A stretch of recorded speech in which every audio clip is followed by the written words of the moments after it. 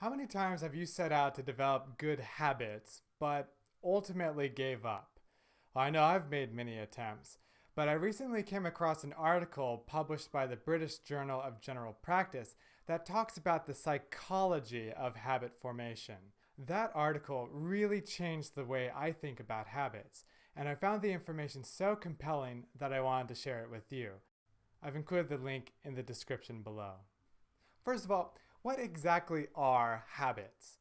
Well, the article defines habits as actions that are triggered automatically in response to contextual cues that have been associated with their performance. Take coughing into your sleeve, which is a habit you tend to develop when you work in retail or food handling industries. Okay, so there's the contextual cue, the need to cough, and then there's the action you have associated with that cue, which is coughing into your sleeve. After doing this simple routine consistently over so many weeks, it eventually becomes a reflex and you hardly have to think about it. There are 3 steps to forming a habit. Step 1, define the action. In this case, we'll say take vitamins. Step 2, define the context by figuring out where and when you will perform the action.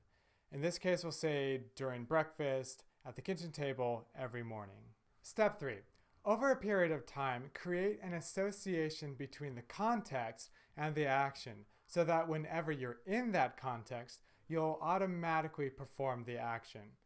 Notice how this is different than how you tried to develop habits in the past.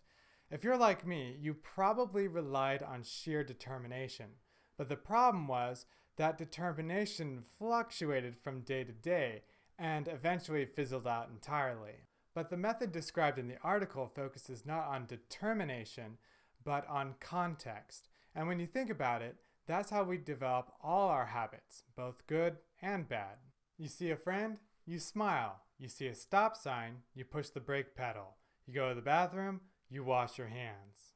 This is true even of addictions. One of the things therapists will do is to help their patients either change their contexts or to change the actions they have associated with those contexts. It's like firing a bullet out of a gun. To fire a bullet, you pull the trigger. The trigger releases the hammer strikes the firing pin strikes the bullet, causing the bullet to explode out the barrel. The bullet is the action you want to perform, the trigger is the context, and the hammer is the association you've made between the action and the context.